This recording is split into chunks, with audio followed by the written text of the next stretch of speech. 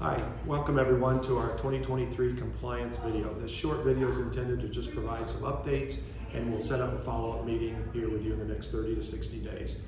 Our building, welcome. Hope sometime we'll have you at a meeting here. We were stricken with the freeze in 2021, 2 years ago, and we're back in business after about a year of redoing. The sprinklers went off, flooded, so a major redo, but we're back and glad to have our office and workspace. So come on in.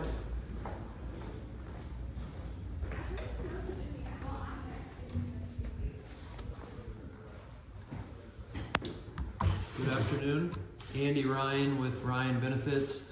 We've invited in Niels Christiansen. He's the founder and owner of Alt Bentley Yates. We've partnered with his company over the last 3 years around filing of your wrap documents and 5500s, and we've invited him into our office today to validate and update our compliance checklist. So Niels, welcome. Thanks so much, Andy. Thanks very much for having me today. Welcome, Niels. If you'll click on the bottom of the email and the invite, you'll see a 4-page checklist.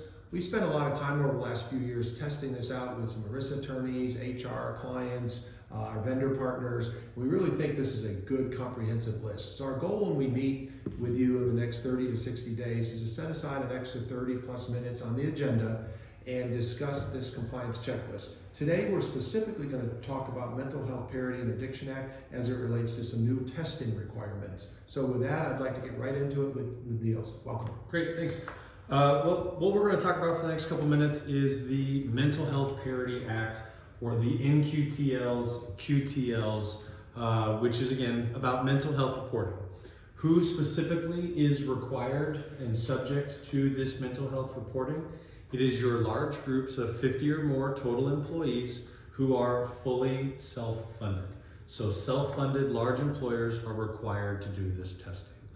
Its most basic example of what is this testing doing is, are your copays for mental health and for medical and surgical the same? Do you pay the same $25 to see Dr. Bob the body doctor, to see Dr. Susan the head doctor, right? That's at its most core and its most basic example.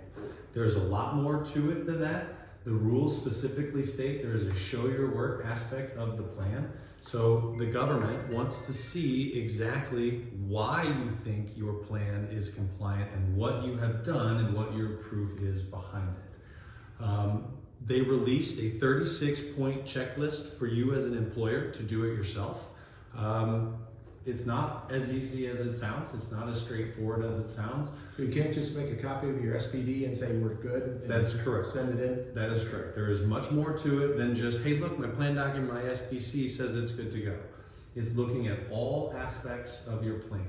Your PBM, your network, your carrier, your TPA, your plan documents. Everything that touches your plan gets looked at in the analysis, which is why we have the NQTLs, the non-quantitative, so the words, and then the quantitative limits, the math, right? The numbers. We're looking at both sides of the coin to make sure that everything that we do is staying in compliance and following the rules that we have. We used to see this challenge on outpatient with mental health and now alcohol and addiction, because with the outpatient, a lot of times the prior authorization process might limit it to so many days, and that's where things can sometimes... That's a great example. That's a wonderful example. Like when I fall and break my leg and I go to rehab, I get to go to rehab until I'm fine, until I can walk, until I do my thing. Well, that was where it was different. Like you just said, we have the mental health or the drug addiction, and the plan says, you only get 4 days. That's where now we have a limit, and it's not in parity. It's not the same. What kind of penalties? The penalties start at $100 per day per affected individual, and we stress the idea behind this, individual versus employee. And in previous conversations, we've heard that you refer to them as belly buttons. So number of belly buttons on your plan is where the fine starts and is. So those are substantial fines. We take our belly button count, we call them members, times $100 per day. That's a substantial penalty. That can be big. So what's it cost to be in compliance if you were to come in and do this review work? Our solution for if you have 100 or more employees costs $4,999, and that will test up to 3 plans. And that brings us to, should we be testing annually or how often should we? The language in the code suggests that the reporting should be kept up to date. That can mean, if you look at it literally, annually.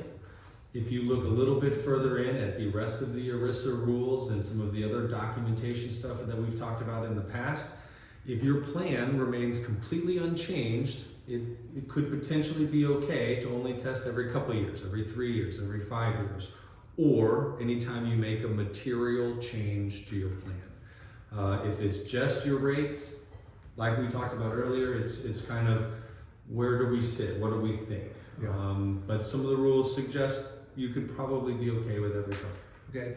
Well, you can see we're down. We're looking at these as a really takeaway item. The other thing, notice the federal emergency, national emergency, the period is expiring on May 11th. So COVID testing will no longer be covered at the pharmacy, and virtual visits are now covered if you're fully insured by the carrier's decision that we've been informed by the BUCAs.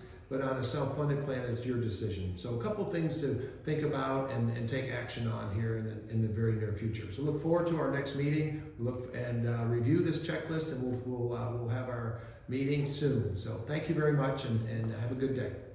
Thank you.